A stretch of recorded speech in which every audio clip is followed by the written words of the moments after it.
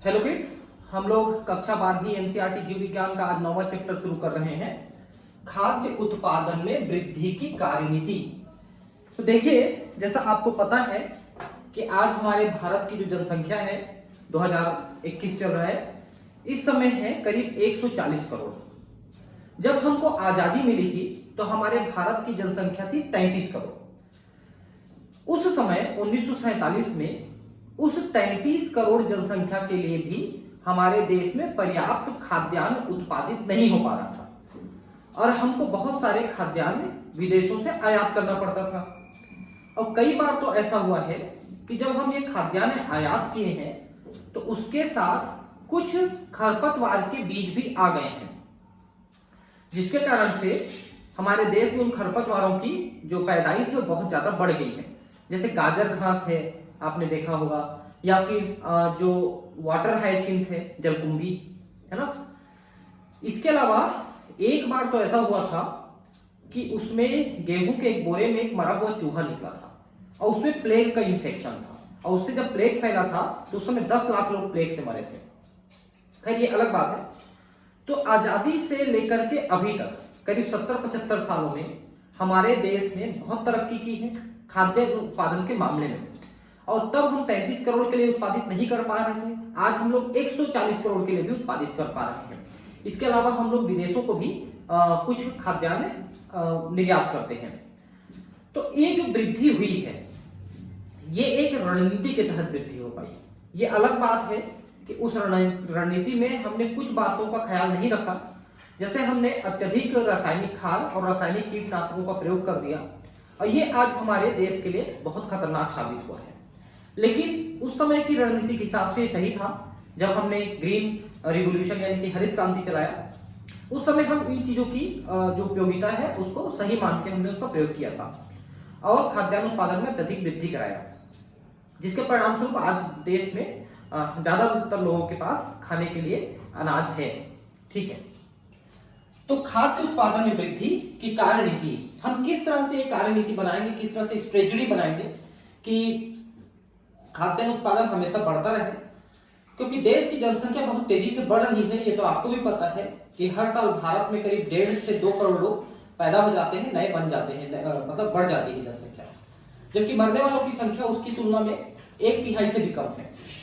तो इतनी जो जनसंख्या तेजी से बढ़ रही है, उसके लिए फ्यूचर में भी खाद्यान्न की पूर्ति करना एक चैलेंज वाली बात है, एक मुश्किल वाली बात है। तो उसके लिए भी हमको कुछ रणनीति तैयार करनी पड़ती है, कार्यनीति मतलब रणनीति तैयार करनी पड़ती है, जिससे कि हम उसका उत्पादन आराम से बढ़ा सकें। विश्व की बढ़ती जनसंख्या, देखिए आज विश्व की जनसंख्या करीब 8 अरब है। ठीक है, जबकि इससे आधी जो जनसंख्या थी वो करीब करीब 100 साल पहले थी और 4 अरब थी, है ना। और उसकी आधी जो थी उससे पहले 200 साल पहले थी, और उसकी आधी उससे पहले 400 साल पहले थी। मतलब ये है कि जितनी तेजी से वृद्धि हो रही है, बहुत जल्दी जनसंख्या डबल हो जा रही है। तो विश्व की बढ़ती जनसंख्या के साथ खाद्य उत्पाद की वृद्धि एक प्रमुख आवश्यकता है। पशुपालन तथा पादप प्रजनन पर लागू होने वाले जैविक सिद्धांत खाद्य उत्पादन बढ़ाने के हमारे प्रयासों में मुख्य भूमिका निभाते हैं। ठीक है, तो पशुपालन भी हमारे देश में बहुत ज्यादा होती रही है शुरू से। गाय भैंसों बकरियों की संख्या बहुत ज्यादा रही है, लेकिन उनका उत्पाद जो है, मिल्क का उत्पाद है या दूसरी चीजों का उत्पाद है, वो बहुत कम मात्रा में होता है। तो उनमें हम संकरण करा के, अधिक प्रजनन करा करके हम कुछ उच्च कोटि के जो प्रजाति है उनको उत्पन्न किए हैं। उनसे भी देश में इनकी प्रगति हुई है उत्पादन की। पादप प्रजनन ये तो बहुत महत्वपूर्ण प्रक्रिया है। पहले जो आज से 30, 40, 50 साल पहले जो धान गेहूं वगैरह बोए जाते थे, उनका उत्पादन बहुत कम था, लेकिन आज उनका उत्पादन बहुत ज्यादा बढ़ गई है, क्योंकि हमने संकरित पौधों को इस्तेमाल करना शुरू किया है, संकरण कराया है। जैविक सिद्धांत, है ना, खाद्य उत्पादन बढ़ाने के हमारे प्रयासों में प्रमुख भूमिका निभाते हैं। कि हम किन सिद्धांतों का प्रयोग करते हैं। एक फसल है जो कम उत्पादन देता है लेकिन अधिक रोग प्रतिरोधी है, दूसरा वाला अधिक उत्पादन देता है लेकिन रोग प्रतिरोधकता कम है। तो दोनों को हमने संकलित कराया, तो जो हम उम्मीद करते हैं कि अगली पीढ़ी जो पैदा होगी उसमें अधिक रोग प्रतिरोधक क्षमता और अधिक उत्पादन दोनों शामिल रहेगी। ये जैविक सिद्धांत है। भविष्य में कई नई तकनीकें जैसे भ्रूण स्थानांतरण प्रौद्योगिकी तथा ऊतक संवर्धन खाद्य उत्पादन में अतिरिक्त वृद्धि के आधारीय भूमिका निभाएंगे। भ्रूण स्थानांतरण प्रौद्योगिकी मतलब भ्रूण हम किसी और मदर में बनाएंगे और उस भ्रूण को अलग अलग दूसरे मदर्स में हम ट्रांसफर कर देंगे। जैसे आप एक सिंपल सा एग्जांपल समझिए, आपके पास 10 गायें हैं, गायें 10 हैं, उसमें से एक गाय जो है बहुत अच्छी क्वालिटी की है, बहुत अच्छी ब्रीड की है, लेकिन बाकी 9 गायें अच्छी ब्रीड की नहीं है, उनमें दूध उत्पादन वगैरह कम है। अब आप क्या करेंगे कि आप एक ऑक्स का, एक नंदी का वीर्य व्यवस्था करेंगे और उस अच्छी गाय में एक से ज्यादा अंडाणु को उत्पादन करा देंगे। उसके लिए FSH और LH का इंजेक्शन लगाया जाता है, जिससे उसमें एक से ज्यादा अंडाणु उत्पन्न हो जाते हैं। फिर उसका आप निषेचन करा देते हैं। तो मान लो उस एक अच्छी क्वालिटी की गाय जो है, उसके गर्भ में मान लो 10 बच्चे अब पलने चालू हो गए, 10 बच्चे विकसित हो रहे हैं। तो उन बच्चों को, उन भ्रूण को निकाल करके हम एक एक भ्रूण एक एक उन कम क्वालिटी वाली गायों में हम इम्प्लांट कर देते हैं।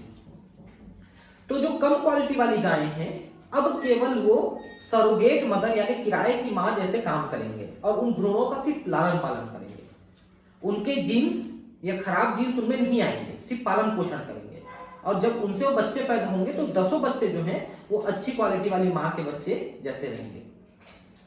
ये भ्रूण स्थानांतरण की प्रक्रिया है, जिसमें हम एक मदर के भ्रूण को दूसरे मदर में हम सरोगेट मदर में ट्रांसफर करते हैं।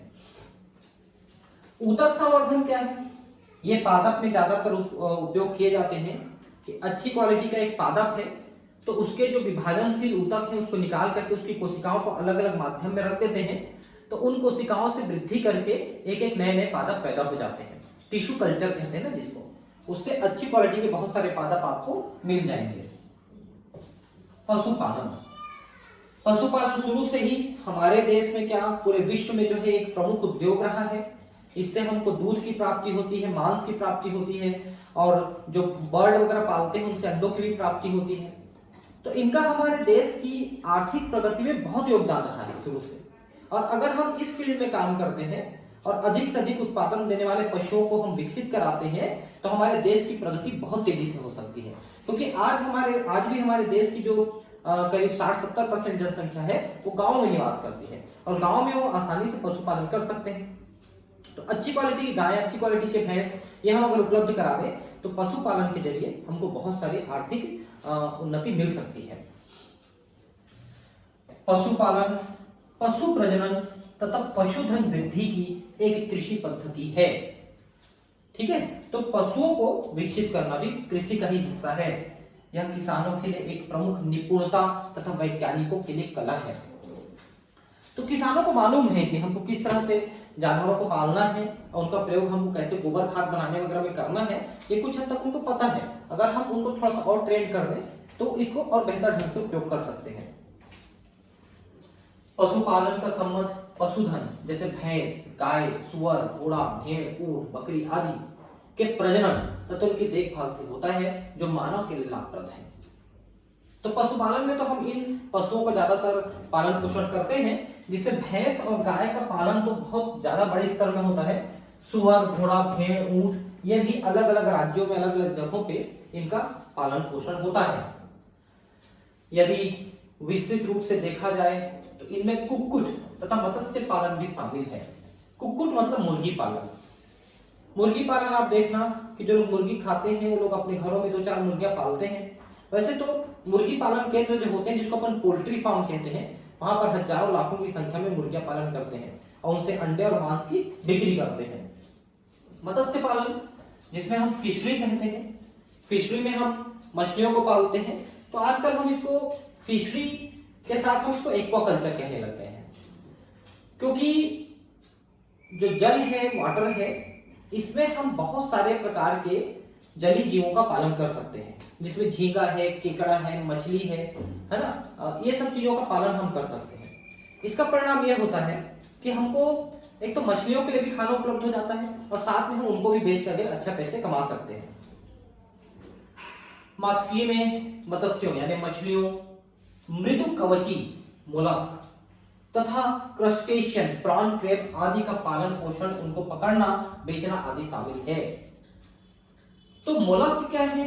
मोलस्क में जैसे घोंघे वगैरह हैं, इनको खाने में भी उपयोग करते हैं, या जैसे कि हम मोती उद्योग में मोती देने वाली जो पर्ल ओयस्टर है, जिसको हम पिंक टाडा कहते हैं, पिंक टाडा वल्गेरिस, ठीक है, यूनियो जैसा एक द्विकवची मोलस्क है जिसके अंदर मोती निकलता है, उसका भी पालन पोषण हम कर सकते हैं।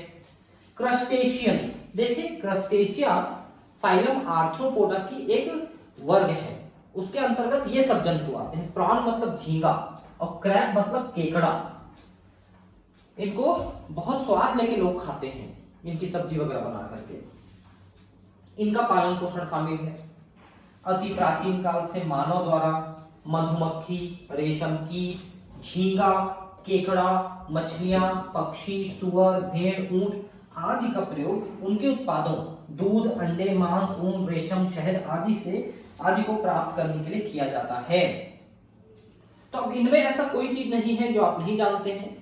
भारत इन सभी चीजों का केंद्र रहा है, काफी ज्यादा यहाँ पालन होता रहा है इन सब चीजों का, ठीक है। और मधुमक्खी से न केवल शहद बल्कि मोम और रॉयल जेली भी मिलता है। मोम तो बहुत सारी चीजों में काम आता है, रॉयल जेली बहुत सारी दवाइयों में भी काम आता है। रेशम के बारे में तो आप जानते हैं, रेशम है, कोशा है, ये सब एक ही कैटेगरी की चीजें हैं और इनसे हम कपड़े बनाते हैं। बाकी चीजों को भी आप जानते हैं बहुत अच्छे से कि हम इनका पालन क्यों करते हैं। एक गणना के अनुसार विश्व की 70% से भी अधिक पशुधन भारत तथा चीन में है, ठीक है। पूरे विश्व की जो पशुधन है उसकी 70% केवल 2 देशों में है, भारत और चीन में, ठीक है। लेकिन एक चीज आपको बता दें कि भारत में भले ही इनकी संख्या बहुत ज्यादा है, लेकिन इनका उत्पादन क्षमता बहुत कम है और चीन इस सब चीजों में बहुत आगे निकल चुका है। उसने बहुत सारे हाइब्रिडाइजेशन किए हैं और उसने घर घर में जो पालन केंद्र है उनमें उन्होंने अच्छी क्वालिटी के पशु पहुंचा दिए हैं। यद्यपि यह जानकर आश्चर्य होगा कि इनका विश्व फार्म उत्पादों का योगदान मात्र 25% है। जैसा मैंने कहा कि भारत तो काफी पीछे है, भले 70% है हमारे दोनों देशों मिला के, फिर भी सिर्फ 25%, क्योंकि स्विट्जरलैंड है, ब्राजील है, अमेरिका है, ये लोग इनको कमर्शियल तौर पे उपयोग करते हैं और वो लोग अधिक से अधिक उत्पादन देने वाले पशुओं का पालन करते हैं और मशीनों का बहुत ज्यादा प्रयोग करते हैं। तो वहां पर ये इंडस्ट्री बड़े रूप में डेवलप हुई है। इसका अर्थ यह हुआ कि प्रति इकाई उत्पादकता की दर बहुत ही कम है, अतः पशु प्रजनन तथा देखभाल की पारंपरिक पद्धतियों के अतिरिक्त गुणवत्ता तथा उत्पादकता में सुधार लाने के लिए नई प्रौद्योगिकी का भी प्रयोग करना होगा,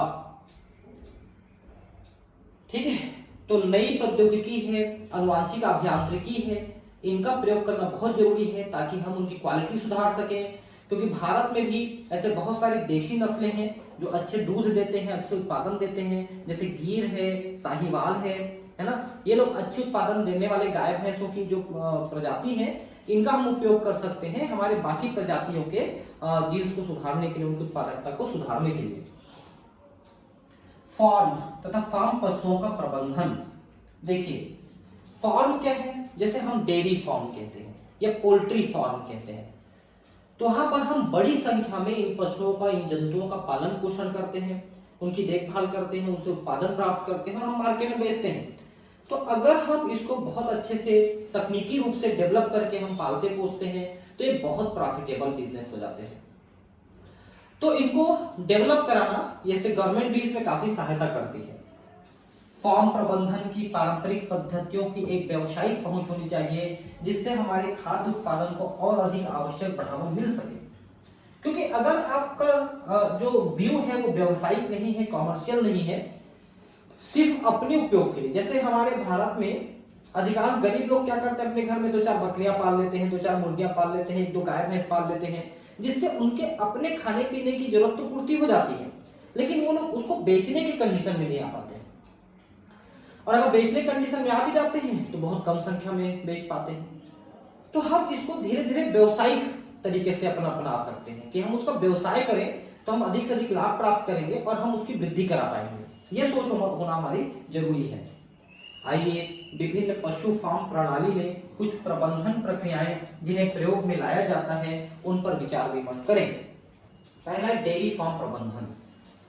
देखिए, वैसे मैं आपको बताऊं, कि डेयरी फार्म चलाना थोड़ा सा डिफिकल्ट प्रोसेस है, क्योंकि गाय भैंसों की जो देखभाल है, उनसे दूध निकालना है, उनके गोबर का मैनेजमेंट है, उनके चारे का मैनेजमेंट है, उनको बीमारी से बचाना है, पानी है, छाया है, ये सब चीजों की व्यवस्था करने में शुरू में काफी पैसे आपको इन्वेस्ट करने पड़ेंगे। लेकिन एक बार अगर आपने पैसे इन्वेस्ट किए तो गाय जो है इतनी सारी प्रोडक्ट दे सकती है जिससे आप चौतरफा कमाई कर सकते हैं। आप उनके गौमूत्र को फिल्टर करके आप दवाई के रूप में बेच सकते हैं। भारत में आज गौमूत्र से बहुत सारी दवाइयां बनती हैं। गोबर को आप जैविक खाद में बदल करके, सिर्फ 15 दिन लगते हैं जैविक खाद बनाने में, तो जैविक खाद आप बेच सकते हो। ठीक है, दूध तो आप बेच ही रहे हो, दूध में से आप घी बना के बेच सकते हो, पंचगव्य बना के बेच सकते हो। तो जब आपने डेयरी फार्म डेवलप कर लिया तो आप उसके मल्टीपल प्रोडक्ट आप ले सकते हो उनसे, और बहुत, और देखिए उसके साथ क्या है, जैसे मान लो आपके पास फार्म है तो आप उसी में आप उनके चारा उत्पादन कर सकते हैं, उसी में एक तरफ मधुमक्खी पालन कर सकते हैं, एक तरफ दूसरे फसलें ले सकते हैं। तो आजकल एक इंटीग्रेटेड फार्मिंग की बात आती है। इंटीग्रेटेड फार्मिंग में हम यही करते हैं कि एक बड़ा सा एरिया हमारे पास है, तो उसमें हम एक कोने में डेयरी फार्म, एक कोने में वो ये इनके लिए चारा, इनके लिए मधुमक्खियों के लिए एक जगह दे देते हैं। तो इस तरह से हम कई चीजों को एक साथ करते हैं ना, तो हमको चौतरफा कमाई होने लगती है। हरियाणा में रमेश चंद्र डागर नाम के एक व्यक्ति ने काम किया है, हम आगे इसमें पढ़ेंगे कि उन्होंने किस तरह से इसको मैनेज किया करके। डेयरी उद्योग एक पशु प्रबंध है जिसमें मानव खपत के लिए दूध तथा इसके उत्पादन प्राप्त होते हैं। तो हम सिर्फ दूध उत्पादित करके बेच दें तो हमको कम प्रॉफिट होता है, लेकिन अगर हम उसी से घी है, पनीर है, खोया है, ये सब चीजें बना के बेचते हैं तो हमको और ज्यादा डबल तिबल कमाई होती है। क्या आप ऐसे पशुओं की सूची तैयार कर सकते हैं जो डेयरी में रहते हैं? तो दो मुख्य पशु हैं, एक तो है गाय और दूसरी है भैंस। इसके अलावा जो बाकी पशु हैं, जैसे कि राजस्थान में कुछ कैमल का उपयोग करते हैं, कुछ लोग बकरी को भी दूध उत्पादन के लिए उपयोग करते हैं, लेकिन ज्यादातर उपयोग होता है दो, एक तो है गाय और एक भैंस। डेयरी फार्म के दूध से बने विभिन्न प्रकार के उत्पाद कौन कौन से होते हैं? तो जैसा मैंने अभी नाम बताया था वो सब उत्पाद मिलते हैं। डेयरी फार्म प्रबंधन में हम उन संसाधनों तथा तंत्रों के विषय में अध्ययन करते हैं जिनसे दूध की गुणवत्ता में सुधार तथा उसका उत्पादन बढ़ता है। क्योंकि दूध जो है कितनी अच्छी क्वालिटी का है, जैसे कि आप एक जर्सी गाय का नाम सुनते हो। जर्सी गाय दूध तो बहुत ज्यादा देती है, लेकिन उस दूध की क्वालिटी बहुत खराब रहती है। वो एकदम पतला रहेगा, व्हाइट कलर का, उसमें घी नहीं रहेगा, औषधीय गुण नहीं रहेंगे, सब बेकार दूध। लेकिन वही आप देसी गाय देखिए, भारत की देसी गाय अच्छे से पीले रंग की बढ़िया गाढ़ा दूध देती है, भले कम मात्रा में देती है, लेकिन उसको पिलाने से बच्चे के शरीर हृष्ट पुष्ट बन जाते हैं, लोगों के शरीर हृष्ट पुष्ट बन जाते हैं। तो उसी क्वालिटी के दूध को ज्यादा उत्पादित कराने की क्या प्रक्रिया है, उस पर हमको देखना है कि अच्छी क्वालिटी के दूध उत्पादन मूल रूप से फार्म में रहने वाले पशुओं की नस्ल की गुणवत्ता पर निर्भर करता है। ठीक है, जैसे भारत में गिर नस्ल की जो गाय है वो बहुत अच्छी क्वालिटी के, बहुत अच्छे अमाउंट में दूध देती है। अच्छी नस्ल जिसमें उच्च उत्पादन क्षमता वाली अच्छी नस्ल क्षेत्र की जलवायु परिस्थिति का चयन करना तथा उनकी रोगों के प्रति प्रतिरोधक क्षमता को महत्वपूर्ण माना जाता है। क्योंकि आप एक एरिया की गाय को दूसरे एरिया में ले जाके रखना चाहते हैं तो नई परिस्थिति में उठल नहीं पाएगी, अगर तो मर भी सकती है, बीमार हो सकती है, दूध उत्पादन कम हो सकता है। तो आपको उसके अनुकूल जलवायु में ही उसको रखना चाहिए, और नहीं तो धीरे धीरे उसको अडॉप्ट कराना चाहिए। अच्छी उत्पादन क्षमता प्राप्त करने के लिए पशुओं की अच्छी देखभाल, जिसमें उनके रहने का अच्छा घर तथा पर्याप्त जल तथा रोग मुक्त वातावरण होना चाहिए। ठीक है, साफ पानी मिलना चाहिए, गोबर को हमेशा साफ करना पड़ेगा, मच्छर मक्खी से दूर होना चाहिए। पशुओं को भोजन प्रदान करने का ढंग वैज्ञानिक होना चाहिए। वैज्ञानिक का मतलब क्या है? उसके भोजन में कार्बोहाइड्रेट, प्रोटीन, मिनरल्स, फैट, हर चीज होना चाहिए, तभी उसके बनने वाले दूध की मात्रा अच्छी और अच्छी क्वालिटी की रहेगी। इसमें विशेषकर चारे की गुणवत्ता तथा मात्रा पर बल दिया जाता है। जैसे आजकल एक सुपर नेपियर करके एक चारा आता है, सुपर नेपियर, वो घास जैसा एक चारा होता है, अच्छा लंबा लंबा होता है, और उसमें ना गाय भैंस के लिए पर्याप्त न्यूट्रिशन और पोषक तत्व होते हैं, और वो एक बार लगा दोगे तो बार बार उड़ के बार बार उगता रहेगा और आपको फसल देता रहेगा उसको खिलाने के लिए। तो उस टाइप के किसी चारे की व्यवस्था आपको गाय के लिए करनी पड़ेगी। इसके अतिरिक्त दुग्धीकरण तथा दुग्ध उत्पादों के भंडारण तथा परिवहन के दौरान कड़ी सफाई तथा स्वास्थ्य, पशु तथा पशु पर कार्य करने वाला व्यक्ति का महत्व सर्वोपरि है। क्योंकि अगर आपने इन्फेक्शियस जगह पे, गंदे जगह पे पशुओं को रखा है तो खुद वो गंदे हो जाएंगे, तो उनके दूध को तो आप साफ नहीं रख सकते ना, और फिर वो तरह तरह से बीमार पड़ेंगे। तो साफ सफाई वाले सूखे जगहों पे, ड्राई कंडीशन में आप रखेंगे उसको, पशुओं को। और जो कार्य करते हैं दूध निकालने का, पशुओं की देखभाल करने का, उनको भी साफ रहना पड़ेगा। अगर वही गंदे रहेंगे तो फिर वो गाय भैंस को कैसे साफ रख पाएंगे। यद्यपि इन दिनों इनमें से अधिकांश संसाधन यांत्रिक हो गए हैं, परिणाम स्वरूप जो व्यक्ति इस कार्य को देखते हैं उसके संपर्क में उत्पाद सीधे नहीं आते। बड़े बड़े जो डेयरी उद्योग चलाते हैं लोग हर काम मशीनी करते हैं। जैसे मैंने एक देखा कि वहां गायों को नहलाने की क्या व्यवस्था है, तो एक ऐसे मतलब गायों के चौड़ाई से थोड़ी ज्यादा चौड़ाई के एक टनल टाइप का बना हुआ ना, और उसमें जगह जगह से स्प्रे चल रहा है पानी का, और साथ में ऐसे गोल घूमते हैं कुछ ब्रशेस चल रहे हैं। तो जब गायें उसमें से गुजरती हैं तो पूरा शरीर उन ब्रशेस के द्वारा ऐसे रगड़ दिया जाता है, मतलब रगड़ने का मतलब साफ किया जाता है, और उनके ऊपर पानी पड़ रहा है। तो बस गाय उसमें से गुजरी, उनको गुजरने में 15-20 सेकंड लगा, उस बीच में पूरी तरह से वो नहा चुकी है और एकदम साफ हो चुकी है। ऐसी प्रक्रिया है ना। या फिर जैसे दूध निकालना है तो दूध निकालने के लिए मशीन का प्रयोग करते हैं, इसे लगा देते हैं उनके थन में और दूध खींच लेता है मशीन, तो उसको हाथ से ही निकालना पड़ता है। मतलब हाथ के संपर्क में कम से कम आएगा दूध उत्पादन। इन कठोर उपायों को सुनिश्चित करने के लिए सही रिकॉर्ड रखने और निरीक्षण की आवश्यकता होती है। इससे समस्याओं की पहचान और उसका समाधान शीघ्रता पूर्वक निकालना संभव हो जाता है। ठीक है, पशु चिकित्सक का नियमित जांच तो आना अनिवार्य है। बड़े जो डेयरी फार्म वाले हो तो अपना ही पशु चिकित्सक अपॉइंट करके रखते हैं, और दिन भर बस उसका यही काम रहता है कि हर गाय को जा करके चेक करना कि वो स्वस्थ है कि नहीं, उसको कोई प्रॉब्लम तो नहीं है, अगर है तो शुरुआती लक्षण से ही पकड़ लेना, उसका इलाज करना। संभवतः आपको अत्यंत ही रोचक लगेगा यदि आपको डेयरी उद्योग के विविध पहलुओं पर एक प्रश्नावली तैयार करने को कहा जाए। आप अपने पास में स्थित डेयरी फार्म जाकर उसका निरीक्षण करें और अपने द्वारा तैयार प्रश्नावली के उत्तर को प्राप्त करें। किस तरह की प्रश्नावली? कि गायों को क्या खिलाया जाता है, क्या पिलाया जाता है, कितने दिन में नहाना पड़ता है, कितने बार सफाई करनी पड़ती है, कितने बार उसको दवाई देनी पड़ती है, कितने चारे में क्या देना पड़ता है, ये सब चीजों की प्रश्नावली तैयार करके आप बना सकते हो। ठीक है, उसका अध्ययन कर सकते हो। तो ये आपके द्वारा किया जाने वाले कार्य हो सकता है, होमवर्क या आउटवर्क आप कह सकते हैं, वो आप कर सकते हैं। कुक्कुट फार्म प्रबंधन यानी पोल्ट्री फार्म, जिसमें हम मुर्गियों का पालन करते हैं। तो देखिए, मुर्गियों का पालन बनिस्बत थोड़ा सा आसान है गाय के पालन से, लेकिन इसमें एक सबसे बड़ी दिक्कत ये आती है कि मुर्गियों में अगर बीमारी फैलनी शुरू होती है, जैसे बर्ड फ्लू है, रानीखेत है, इस टाइप की बीमारियां, तो फिर पूरी की पूरी जो मुर्गियां हैं वो सब के सब बहुत जल्दी इन्फेक्टेड हो जाती हैं और या तो मर जाती हैं, उनको मारना पड़ता है।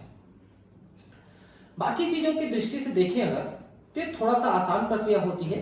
हालांकि लेबर तो गाय से ज्यादा लगती है, क्योंकि एक एक मुर्गी को साफ रखना, उनको खाना देना है ना, उनसे अंडे निकालवाना, उनको कलेक्ट करके इकट्ठा करना, मतलब ये बेचने के लिए लेके जाना, मतलब ये भी उतना ही लेबोरियस काम है। लेकिन थोड़ा सा आसान है मुर्गियों को पालना, और लेकिन थोड़े कम जगह में भी हो जाता है। लेकिन ये गांव से, शहर से थोड़ा सा बाहर रखा जाता है, क्योंकि बहुत बदबू आता है वहां पे, बहुत स्मेल आता है, तो उनको थोड़ा सा बाहर रखा जाता है। कुक्कुट पालतू कुक्कुटादि का एक वर्ग है। देखिए, कुक्कुट में हम सिर्फ मुर्गियों का पालन नहीं करते हैं, बतख है, तीतर है, इस टाइप की जो पक्षियां हैं उनको भी लोग बहुत चाव से खाते हैं, उनके मांस को, तो उनका पालन भी कुक्कुट पालन के अंतर्गत आता है।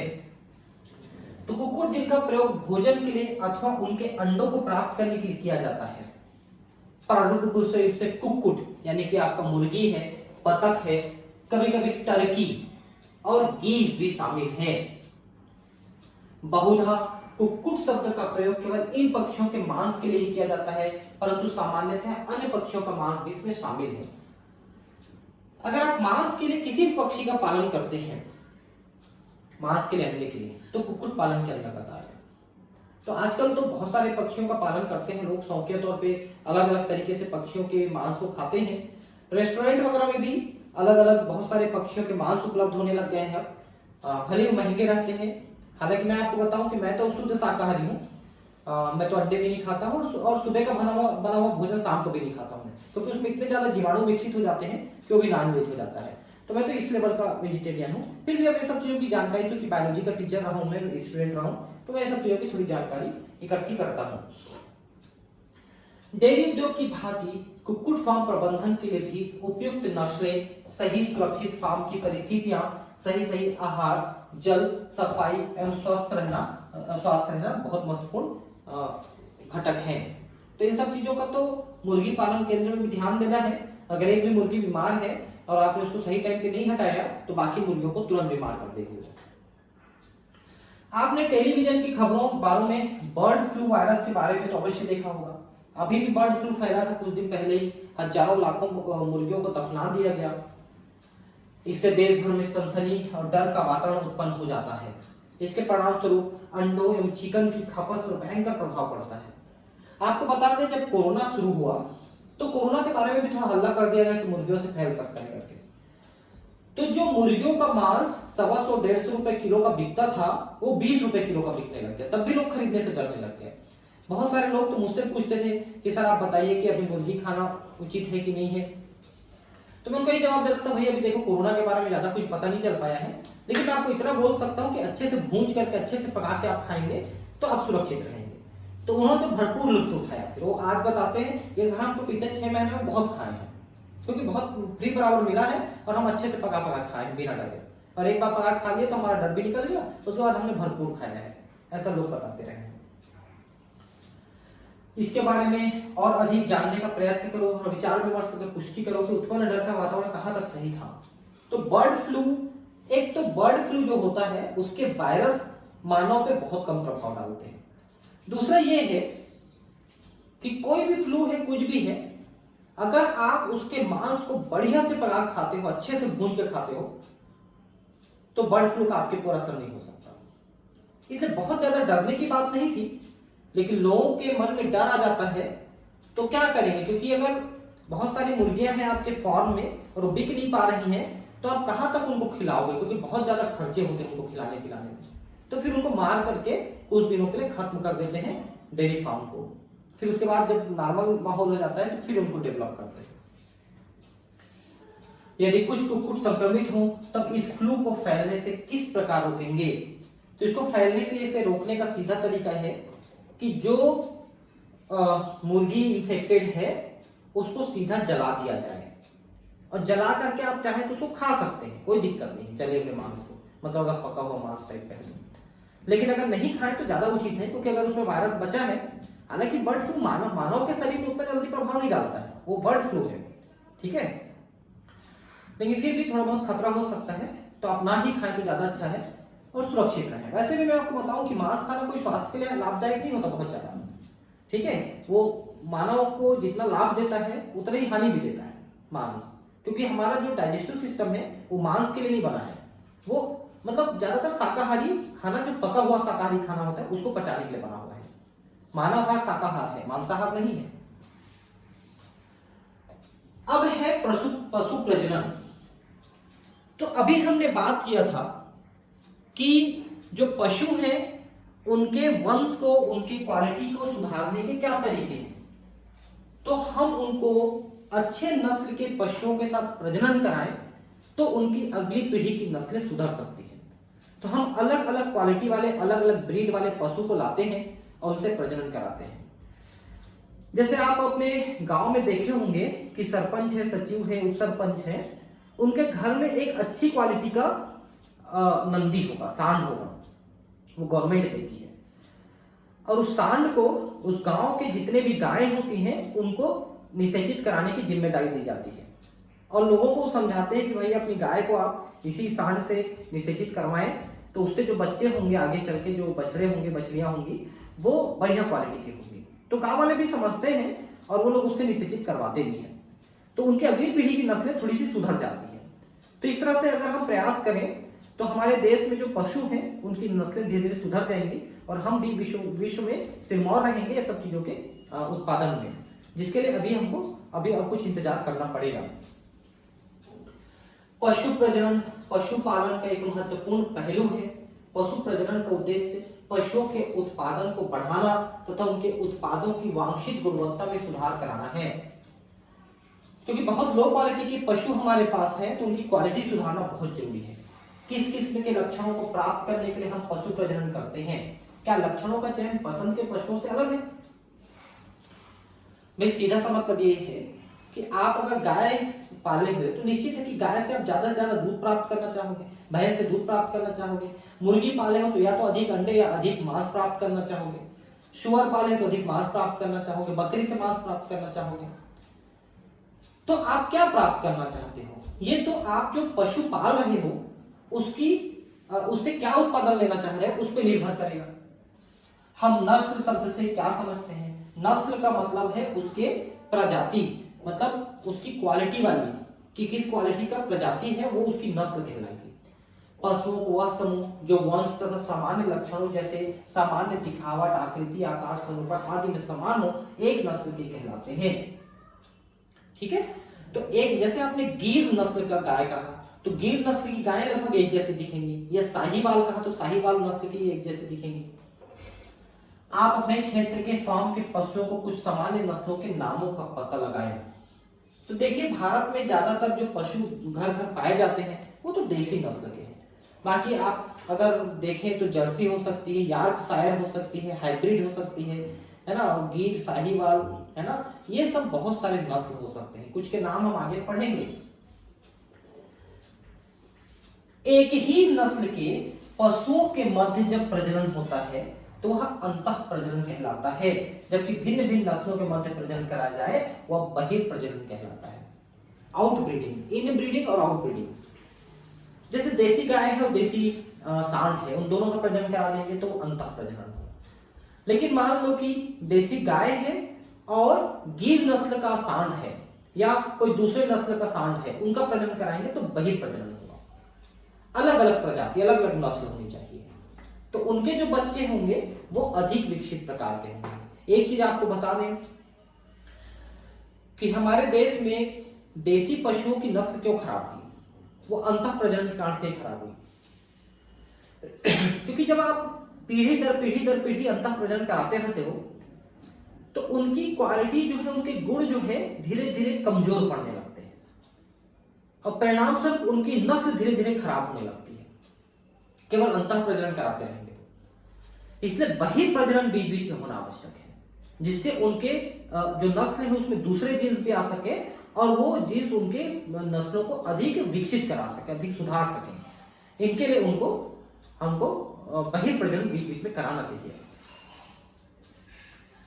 अंतः प्रजनन का अर्थ एक ही नस्ल के अधिक निकटस्थ व्यक्ति के मध्य, यानी पशु या व्यक्ति के मध्य 4 से 6 पीढ़ी तक संगम होना है। तो कई पीढ़ी तक आप अंतः प्रजनन करा रहे हैं, उन्हीं के नस्लों के साथ प्रजनन करा रहे हैं।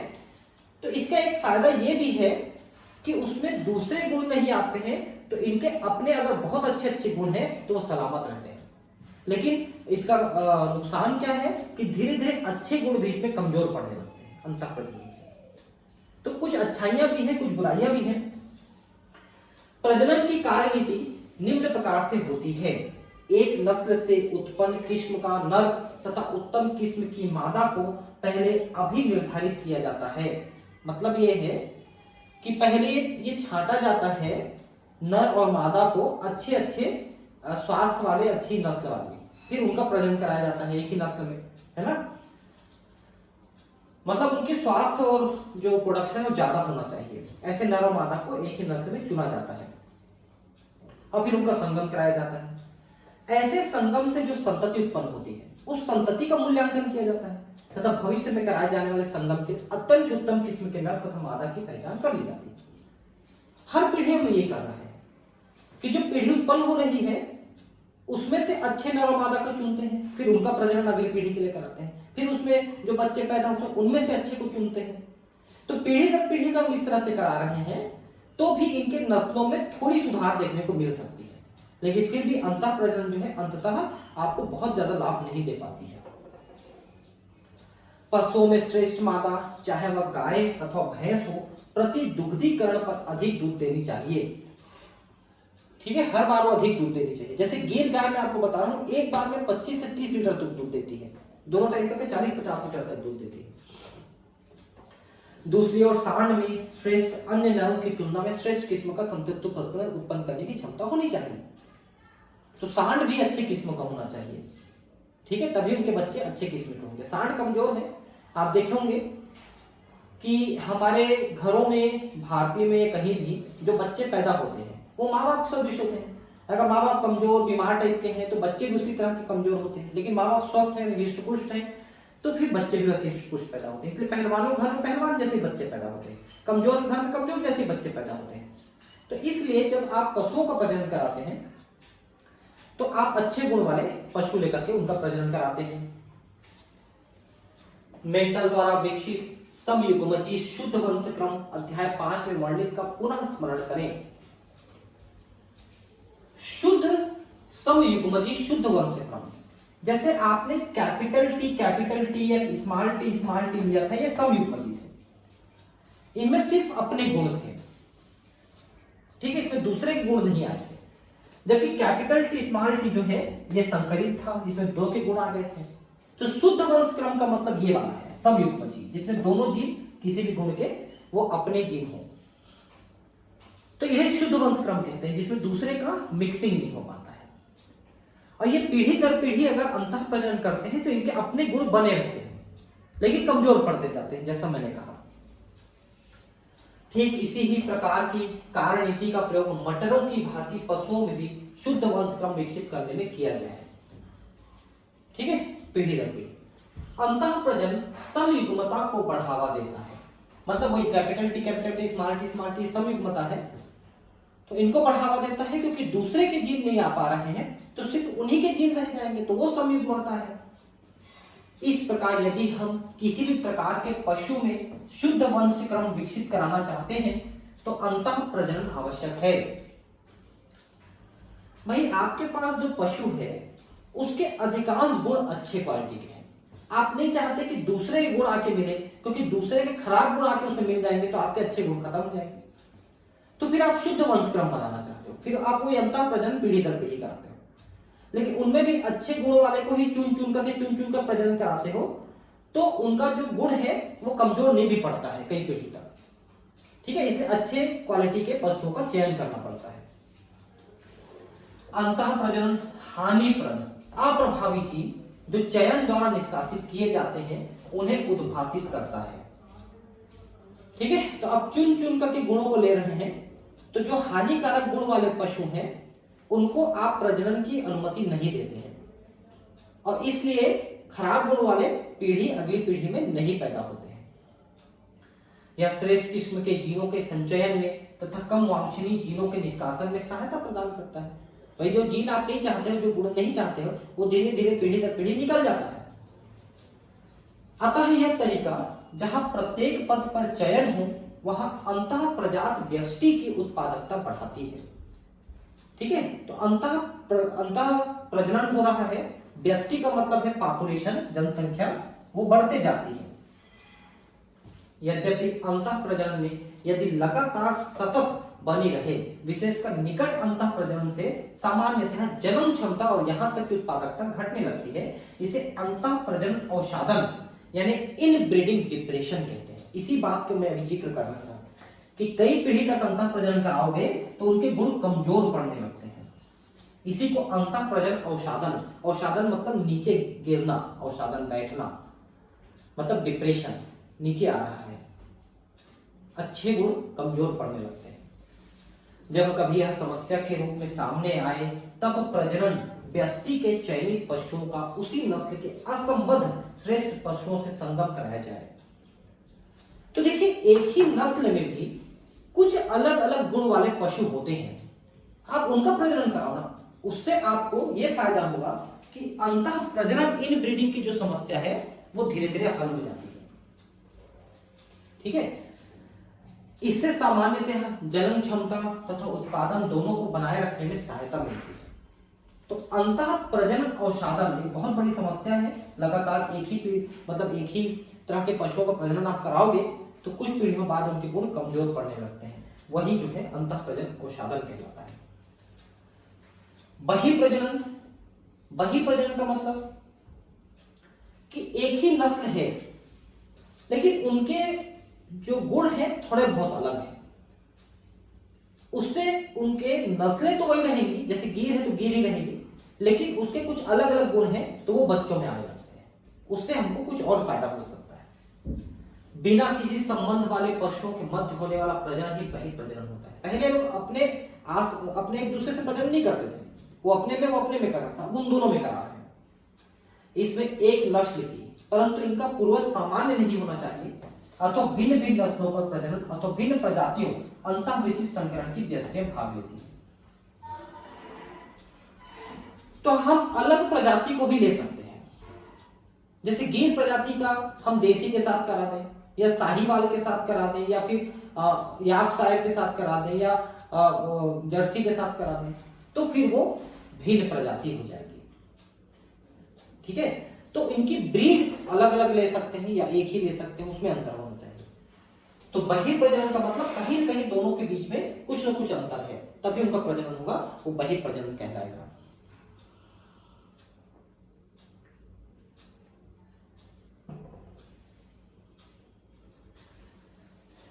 बहिर्संकरण एक ही नस्ल के भीतर पशुओं के संगम की क्रिया बहिर्संकरण कहलाती है, परंतु इसमें 4 से 6 पीढ़ियों तक दोनों ओर की किसी भी वंशावली में उभय पूर्वज नहीं होना चाहिए। मतलब जैसे आपने ये पशु लिया और ये पशु लिया, इनके पूर्वज और इनके पूर्वज एक नहीं होने चाहिए, वो इनके पूर्वज अलग और इनके पूर्वज अलग होने चाहिए, लेकिन होने चाहिए एक ही नस्ल के। इनके पूर्वजों में कभी प्रजनन नहीं होना चाहिए, तब इनसे हम प्रजनन कराएंगे और उसको हम बहिर्संकरण कहेंगे। इस संगम के परिणाम स्वरूप जो संतति उत्पन्न होती है वह बहिर्संकरण कहलाती है। एक्चुअली बहिर्संकरण नहीं, बहिर्संकरित कहलाती है। प्रजनन की विधि ऐसे पशुओं के लिए सर्वश्रेष्ठ मानी जाती है जिनकी दूध उत्पादन क्षमता और मांसदायी दर औसत से कम होती है। जिनमें दूध उत्पादन क्षमता, मांस उत्पादन क्षमता कम होती है, उनमें इस तरह से कराया जा सकता है। आपको बता दें कि गाय है, भैंस है, इनका पालन दूध के लिए जितना करते हैं ना, उससे ज्यादा पालन मांस के लिए करते हैं। इनको कसाई खाने में ले जाकर काटा जाता है और इनके मांस को बेचा जाता है और उससे लोग बहुत पैसा कमाते हैं। लेकिन अगर आप इनका सही उपयोग करो, दूध के लिए गोबर, गौमूत्र, इन सब चीजों का प्रयोग सही ढंग से उत्पादन कराने में करो तो आप उसे चौतरफा ज्यादा कमाई कर सकते हो। लेकिन लोग बहुत आसान काम को चुनते हैं, काट दो, मांस निकालो, बेच दो, काम खत्म हो जाए, हमको मेहनत न करना पड़े। क्योंकि थोड़ी सी मेहनत आप करते हो तो आपको 4 गुना कमाई हो सकती है। लेकिन आसान काम को लोग भले ही कम प्रॉफिट हो उसको चुनना ज्यादा पसंद करते हैं। एकल बहिर्संकरण से बहुधा अंतः प्रजनन अवसाधन समाप्त हो जाता है। तो अगर आप थोड़े अलग अलग गुण वाले पशुओं को लेकर प्रजनन करा रहे हो तो अंतः प्रजनन डिप्रेशन जो अवसाधन था, जो क्वालिटी कमजोर होने का खतरा था, वो धीरे धीरे समाप्त हो जाता है, वो खतरा निकल जाता है। अब संकरण, इस विधि में एक नस्ल के श्रेष्ठ नर का दूसरे नस्ल की श्रेष्ठ मादा के साथ संगम कराया जाता है। ठीक है, तो संकरण का सीधा मतलब हाइब्रिडाइजेशन, तो फिर बिल्कुल अलग होने चाहिए नस्ल उनके, तभी उनके जो बच्चे होंगे दोनों नस्लों का मिला जुला स्वरूप होगा। हो सकता है कि उस बच्चे में दोनों के अच्छे गुण आ जाए या खराब गुण आ जाए, भी हो सकता है। संकरण 2 विभिन्न नस्लों के वांछनीय गुणों के संयोजन में सहायक होते हैं। ठीक है, मैंने कहा ना कि दोनों के जो अच्छे गुण हैं वो बच्चे में आने चाहिए। संतति, संकर पशुओं का प्रयोग व्यापारिक स्तर पर उत्पादन के लिए किया जा सकता है। हम आज जो डेयरी उद्योग चलाते हैं उसमें जितने भी पशु हम पालते हैं ना, वो सभी के सभी संकरित होते हैं। वो किसी एक प्रजाति का शुद्ध रूप से नहीं होता, क्योंकि संकरित प्रजाति का लेने से उनमें रोग प्रतिरोधक क्षमता, अधिक दूध देने की क्षमता, ये सब चीजें बढ़ जाती हैं। इनका प्रयोग अंतः प्रजनन के किसी रूप एवं चयन के विकल्पी के रूप में विकसित हो सके, जिससे नई स्थायी नस्लें जो वर्तमान नस्लों से हर प्रकार से श्रेष्ठ है। ठीक है, तो भले ही आपकी देसी नस्ल है, कोई भी नस्ल काफी चीजों में अच्छी हो सकती है, लेकिन कहीं ना कहीं वहां पर बीमारियों के लिए या किसी और के लिए उनमें खराब गुण हो सकते हैं। तो जब आप हाइब्रिड का उपयोग करते हो, संकरित का उपयोग करते हो, तो वो सारे जो खराब गुण हैं वो भी दूर हो सकते हैं और आपको अच्छे गुण वाले पशु मिल सकते हैं। इसी विधि द्वारा पशुओं की अनेक नई नस्लों का विकास हुआ है। हिसार डेल भेड़ की एक नई नस्ल है। हिसारडेल भेड़ की नस्ल है, जिसका विकास पंजाब में बीकानेरी एव्स भेड़ तथा मेरिनो रेम्स मेहा या मेष के बीच संगम कराने से हुआ है। देखिए, हिसारडेल एक भेड़ पैदा हुई। कैसे पैदा हुई? तो बीकानेरी भेड़, मतलब जो नर है, जो मादा है, उसमें बीकानेरी एक प्रजाति ली गई और एक प्रजाति ली गई मेरिनो। ठीक है, नर और मादा अलग अलग प्रजाति के लिए गए, अलग अलग नस्ल के लिए गए भेड़। ठीक है, एक लिया गया बीकानेरी और एक लिए गए मेरिनो, नर और मादा लिए गए और इनके बीच संगम कराया गया, तो हिसारडेल भेड़ की हमको प्राप्ति हुई और इनमें दोनों के अच्छे गुण आए। अब ये हिसारडेल से हिसारडेल आप पैदा करोगे तो आपको वो अच्छे गुण के बच्चे मिलते रहेंगे, ऐसा है। अंतः विशिष्ट संकरण, इस विधि में दो विभिन्न प्रजातियों के नर तथा मादा पशुओं के मध्य संगम कराया जाता है। विभिन्न प्रजाति के बीच में, नस्ल भी नहीं, प्रजाति ही अलग कर दिया हमने, उसको अंतः विशिष्ट संकरण कहेंगे। कुछ मामलों में संतति में दोनों जनकों के वांछनीय गुण सम्मिलित हो जाते हैं तथा इस संतति का पर्याप्त आर्थिक महत्व होता है। जैसे खच्चर, ये चित्र में दिखा है खच्चर। खच्चर कैसे पैदा होता है पता है? जो नर गधा होता है और मादा घोड़ी, गधा तो नर ही रहेगा तो गधी कहेंगे, घोड़ी भी मादा ही रहेगी नहीं तो घोड़ा कहेंगे। लेकिन मैं ठीक से क्लियर करने के लिए आपको बता रहा हूं कि नर लेंगे गधा और मादा लेंगे घोड़ी और इनके बीच संगम कराएंगे, तो देखिए ये प्रजाति अलग अलग हो गई, इनसे पैदा होता है खच्चर। लेकिन जैसे प्रकृति का नियम मैंने आपको बताया हमेशा कि अगर आप अपनी प्रजाति से बाहर जाके प्रजनन करते हैं तो एक तो प्रजनन जल्दी से पूरी होती नहीं है, बच्चा होता नहीं है, अगर हो जाता है तो बच्चा बंध होता है, वो प्रजनन करने में सक्षम नहीं होता है। वैसे ही खच्चर होता है, ये प्रजनन करने में सक्षम नहीं है, म्यूल कहते हैं इसको, म्यूल खच्चर। तो इसका व्यावसायिक उत्पादन क्या है, व्यावसायिक महत्व क्या है? खच्चर जो होता है ना, वो ज्यादा वजन उठाने में सक्षम होता है और पहाड़ों में चढ़ जाता है वजन उठा के, इतना ताकती होता है, इसलिए खच्चर का उत्पादन किया जाता है। लेकिन खच्चर हर बार आपको गधा और घोड़ी के मिलन से ही पैदा करना पड़ेगा। और इसी तरह से उल्टा अगर आप कर देते हो, गधा की जगह गधी और घोड़ी की जगह घोड़ा, तो ऐसा ही एक और पैदा होता है, उसको हाइनी या टट्टू कहा जाता है और वो भी ऐसे ही बहुत ताकती होता है। तो इनका प्रयोग हम व्यावसायिक रूप में करते हैं, बोझा ढोने के लिए हम करते हैं पहाड़ों में। देखिए जो फोटो छपा है ये भी पहाड़ी एरिया का है। ठीक है, जैसा वैष्णो देवी अमरनाथ अगर आप जाते हैं तो अमरनाथ यात्रा में आपको बहुत जगहों पे ये खच्चर आपको देखने को मिलेगा। मैं खुद इसी खच्चर में चढ़ के अमरनाथ यात्रा किया था, 2009 में अमरनाथ गया था तो वहां खच्चर में बैठ के यात्रा को किया था। काफी पावरफुल होता है। कृत्रिम वीर्य सेचन का प्रयोग करते हुए नियंत्रित प्रजनन प्रयोगों को संपन्न कराया जाता है।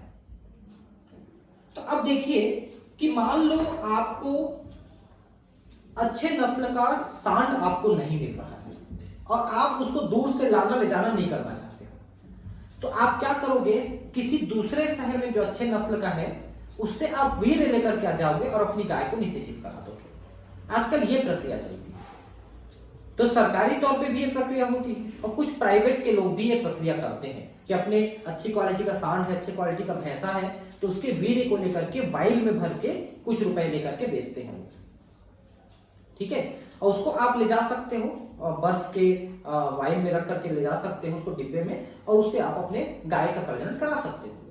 तो ये एक बहुत ही बढ़िया तकनीक है। इसमें एक तो आपको घर घर सांड को ले जाने की जरूरत भी नहीं पड़ती है और उसका वीर्य जो है घर घर के गायों तक पहुंच भी जाता है, शुक्राणु। इस तरह से भी ये प्रयोग किया जा सकता है। जिस नर का चयन एक जनक के रूप में किया जाता है उसका वीर्य एकत्रित करके प्रजनक द्वारा चयनित माता के जनन पथ में अंतःक्षेप कर दिया जाता है। इंजेक्शन के द्वारा उसके वीर्य को योनि मार्ग में पहुंचाया जाता है। मानव में भी तो ऐसा होता है। मानव में आर्टिफिशियल इंसेमिनेशन कहते हैं, वीर्य सेचन। इसमें क्या करते हैं, मान लो हस्बैंड वाइफ है, बच्चा नहीं हो रहा है, वीर्य में शुक्राणु की कमी है, अब दूसरे व्यक्ति के वीर्य से हम बच्चा पैदा करना चाहते हैं तो प्राकृतिक तौर पे तो नहीं कर सकते, क्योंकि भारतीय समाज इसकी अनुमति नहीं देता है कि आप महिला जो है दूसरे के साथ, पुरुष के साथ संबंध बनाए। तो क्या करते हैं, उस पुरुष के वीर्य को लेकर के इंजेक्शन के द्वारा स्त्री के योनि में इम्प्लांट कर दी जाती है। तो वही प्रक्रिया मानव में भी, वही प्रक्रिया पशुओं में भी कर सकते हैं। वीर्य का प्रयोग तुरंत किया जाना चाहिए या इसे हिमीकृत कर बाद में प्रयोग में लाना चाहिए। देखिए, मतलब बर्फ में रख के भी आप उसको काफी समय तक सुरक्षित रख सकते हो। और कई शहरों में तो वीर्य संग्रहालय ही रहता है इसके लिए। जैसे छत्तीसगढ़ में बिलासपुर एक शहर है, तो यहाँ पर एक केंद्रीय वीर्य संग्रहालय है। तो वहां पर तरह तरह के पशुओं का, अच्छी क्वालिटी के पशुओं का वीर्य संग्रहित रहता है। आप जाके वहां से खरीद के कुछ पैसे दे करके आप वीर्य ला सकते हो और अपनी गाय को निषेचित करा सकते हो, या गाय को ले जाके वहां पर निषेचित करा सकते हो। इसे हिमीकृत रूप में वहां अभिगमित भी किया जा सकता है जहां मादा रह रही है, इसलिए इसमें खर्च कम आता है। क्योंकि आप गाय को या सांड को लेके जाओगे तो आपको गाड़ी करनी पड़ेगी, जिसके लिए आपको बहुत खर्चे करने पड़ेंगे। जबकि वीर्य को आप छोटी सी बाइक में भर के ले जा रहे हो तो मोटरसाइकिल में, साइकिल में भी ले जा सकते हो। इस प्रकार वांछनीय संगम की क्रिया संपन्न होती है। सामान्य संगम से उत्पन्न अनेक समस्याएं कृत्रिम वीर्यसेचन की प्रक्रिया से दूर हो जाती है। क्या आप इसको विचार विमर्श कर सकते हैं? यस। सामान्य संगम में आपके पास जो उपलब्ध है नर और मादा, सिर्फ आप उन्हीं को चुन सकते हो। लेकिन कृत्रिम रूप में आप नर का वीर्य आप किसी दूसरे से भी ला सकते हो। ये एक बड़ी विशेषता है, जिससे आपको वांछनीय गुण वाले बच्चे आपको मिल सकते हैं। ये इसका बेनिफिट है।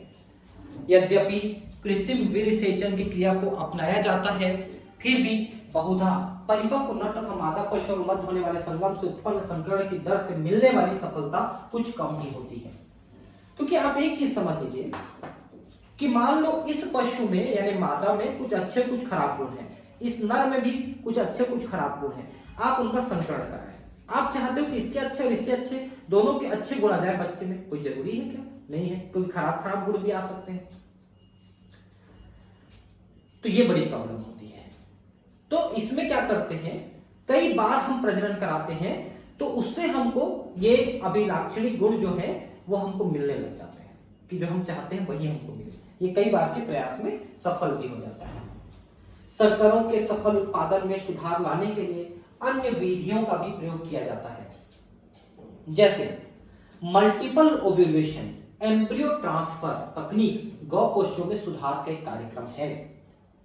इसी को मैं भी कुछ देर पहले आपको बता रहा था कि 10 गायें हैं, एक अच्छी और 9 खराब क्वालिटी की गाय है। तो अच्छी क्वालिटी की जो गाय है उसके अंदर 10-12 की संख्या में हम ओवम पैदा करवाते हैं इंजेक्शन लगा के, अच्छी क्वालिटी वाले में। फिर उसका निषेचन अच्छे क्वालिटी वाले सांड से करा देते हैं। तो जो 10 भ्रूण बने उसको अलग अलग निकाल के अलग अलग 9 गांवों में 9-10 गायों में हम ट्रांसफर कर देते हैं। तो सभी में वो बच्चे वो अच्छी क्वालिटी वाले गाय का ही होगा।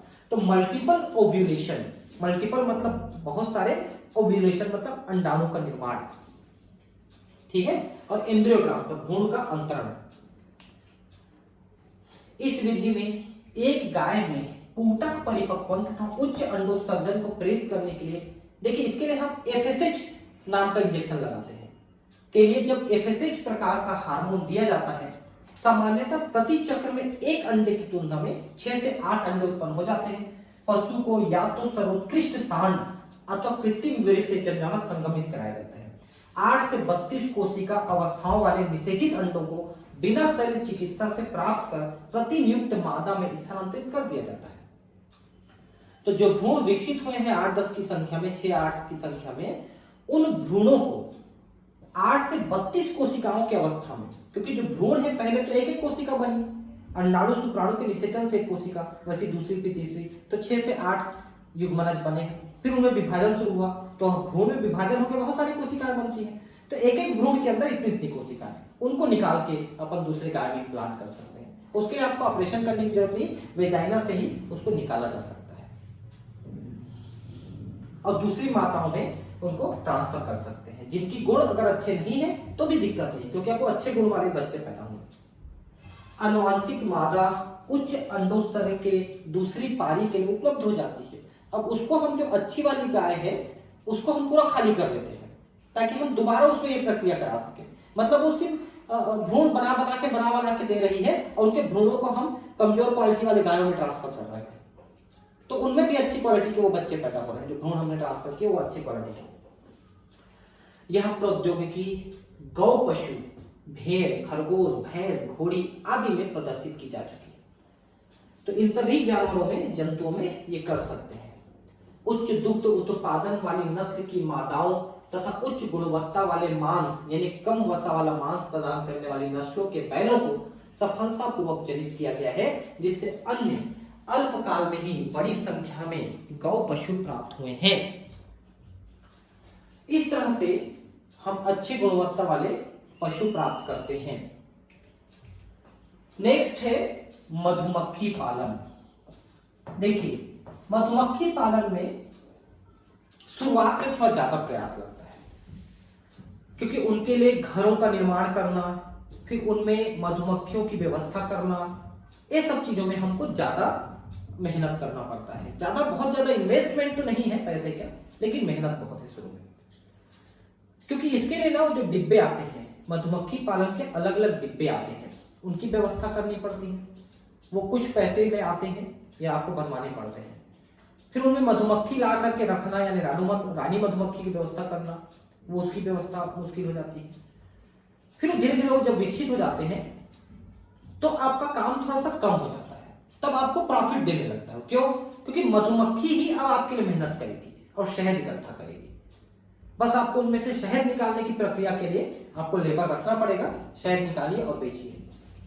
और आजकल तो एडवांस वाले जो डिब्बे आ गए हैं, उसमें से नल लगा रहता है। आप नल को खोलोगे तो शहद अपने आप निकल आएगा छत्ते से। हालांकि अभी वो डिब्बे बहुत महंगे हैं, एक एक डिब्बा 70-70 हजार रुपए का आता है।